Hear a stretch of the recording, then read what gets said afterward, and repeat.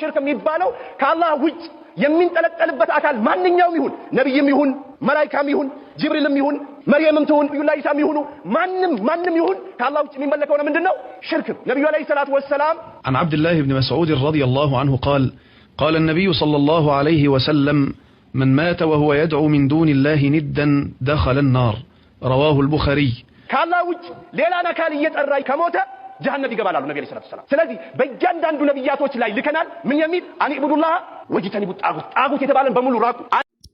ኢና ሊላሂ ወኢና ኢለይሂ ራጂዑን። እኛም ያላንን ወደ አላህ ተመላሾች ነን። የተቀዳሚ ሙፍቲ ሀጂ ዑመር ኢድሪስ የቀብር ስነ ስርዓት ዛሬ እንግዲህ ተፈጽሟል ማለት ነው። በአላህ ይሁንባቸው። ይሄን ኮሜንት አንብቡልኝ ብቻ።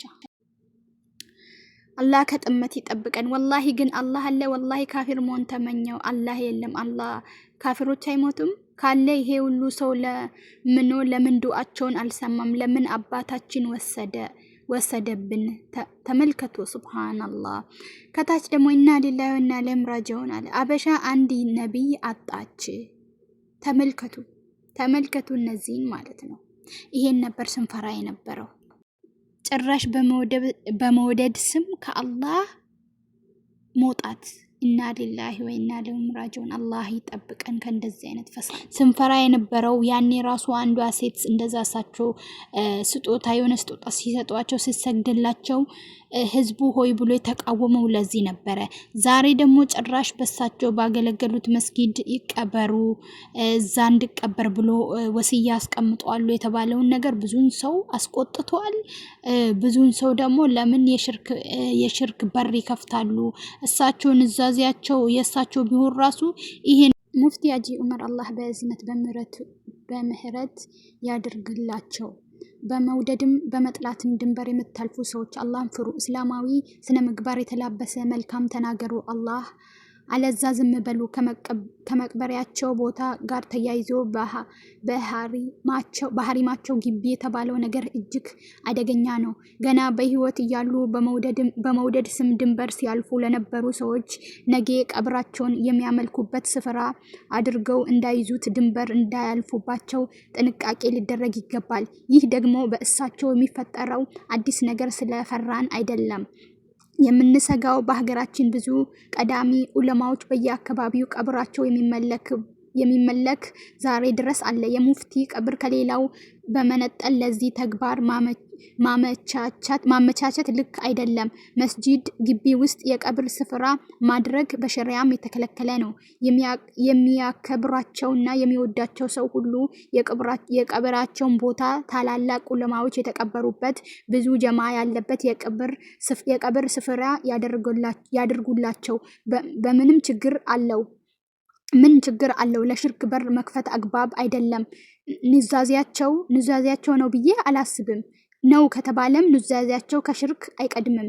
የምትወዷቸው ሰዎች የምትወዷቸው ስለ አላህ ከሆነ በአላህ መሪህ ተንቀሳቀሱ። የምትጠሏቸውም ሰዎች ጥላቻችሁን ስለ አላህ ከሆነ በአላህ መሪ ተንቀሳቀሱ ይላል ማለት ነው። አላህ ይጠብቀን። አላህ ከሽርክ ይጠብቀን። ወላሂ ከባድ ነው። እሳቸው ከሞቱ በኋላ ይሄን ሁሉ እንትን ማለት ነው። እኔ አብዛኛውም ሰው ኮመንት ላይ በየኮመንቱ እየሄዳቸው አሁን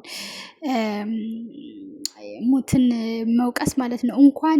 እንኳን ሞቱ አልহামዱሊላህ።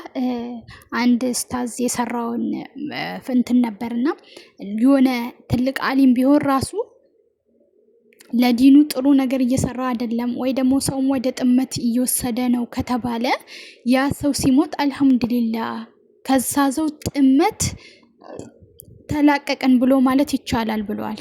እስቲ የምታውቁ ሰዎች ይቻላል ከስር እንትን በሉልኝና አጻፉልኝ ኮሜንት ላይ። ደግሞ ሲቀጥል ደግሞ አብዛኛውም ሰው አልহামዱሊላህ ረቢል ዓለሚን የኢትዮጵያ ካንሰር አንዱት እንትን አለ ምናምን እና ሊዳይ ሆነ አለም ራጆን አይዶን ምን እንደምል አላቅም።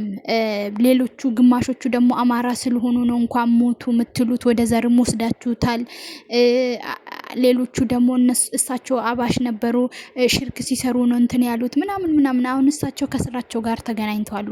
ሊሞቱ ሲሉ ደግሞ አላህ ያስከፋችሁን እቅር በሉኝ እኔ ደግሞ ያስከፋችሁኝ በሙሉ እቅር ብያችኋለሁ ብለዋል።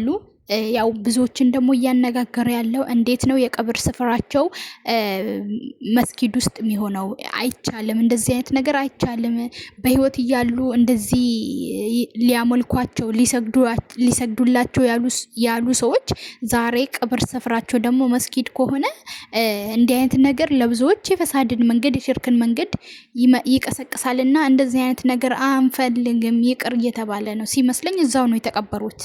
እዛው ተቀበሩ፣ እዚያ አልተቀበሩም ተብሎ የሰሙት ዘገባ የለም። ነገር ግን እዛው ነው የተቀበሩት። ያው ሽኝታቸው በሚሊኒየም አዳራሽ ነበር እንግዲህ ተሸኝተዋል። አላህ Subhanahu Wa Ta'ala ከጥመት ይጠብቀን ነው ምላችሁ። አላህ ይዘንላቸው። አላህ እሳቸው አሁን እሳቸውን ወቀስን አልወቀስን እሳቸው ከስራቸው ጋር ተገናኝተዋል። ብዙን ሰው ያስቆጣ ያለው ደግሞ እሳቸው የተለዩ ናቸው እንዴ? እንኳን እሳቸው ነብያችን ሰለላሁ ዐለይሂ ወሰለም ሞተዋል። ነገር ግን ደግሞ አይታችሁ ከሆነ ደግሞ ሱብሃንአላህ የህዝብ ፍቅር እንዳለ በነቂስ ነው ህዝቡ እንዳለ አይታችሁ ከሆነ ይወጣው ማለት ነው ለሳቸው የስክሪን ሽኝት ማለት ነውና አብዛኛውም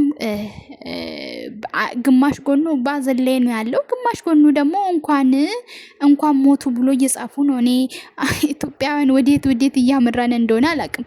ያ ሰው መጥፎ ነገር ሰርቶ ቢሆን ራሱ ያ ሰው ከሞተ ከስራው ጋር ተገናኝቷል። እኔ ከሞተ በኋላ ሞክሰው ካለ መክረዋለሁ፣ ካለ ዘክረዋለሁ፣ ካልሰማኝ ደግሞ ከሞተ በኋላ ለምንድን ነው እኔ የሱን ኃጢአት እንትምል? ኖሮም አልጠቀሙም እንኳን ሞቱ ብላችሁ የምትጽፉ ሰዎች ቴክ ኬር ማለት ትንሽ ይከብዳል። እሳቸው ባይሆን እንኳን አላህ ይዘንላቸው፣ እንደው የሰሩትንም ኃጢአት ያልሰሩትንም ይቅር ይበላቸው ብላችሁ ዱዓ ማድረግ ነው ያለባችሁ ብዬ ነው ማስበው። አላህ ይቅር ይበላቸው ያጠፉትንም ያላጠፉትንም ሁሉ ማለት ነው። እና ደግሞ አላህ Subhanahu Wa Ta'ala የራሳችን ካቲማችን አላህ ያሳምርልን።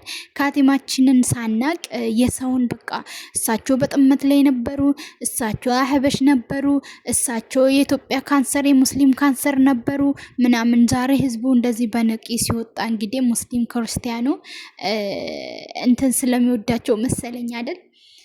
ያም ሆነ እሳቸው እንዳልኳችሁ ከስራቻቸው ጋር ከመጥፎ ከሰሩትም ጥሩ ከሰሩት ጋርም ከአላህ ጋር ሂሳብ ላይ ናቸው። ለዚህ እኛ ምንድነው ማለት ያለብን? ለእሳቸው ዱዓ ማድረግና ማርታም መጠየቅ ነው ያለብን። ሌላው በስተቀረ ደግሞ በቃ ነብያችን አለይሂ ሰላቱ ወሰላም ምን ብለዋል? የሆነ በቃ የደበራችሁ ነገር ካለ ያን ሰው ተናግራችሁ ያን ሰው ከምታስከፉ ራሱ ዝም ብትሉ ይሻላችኋል። ዝም በሉ፣ በቃ ዝም በሉ አይደል?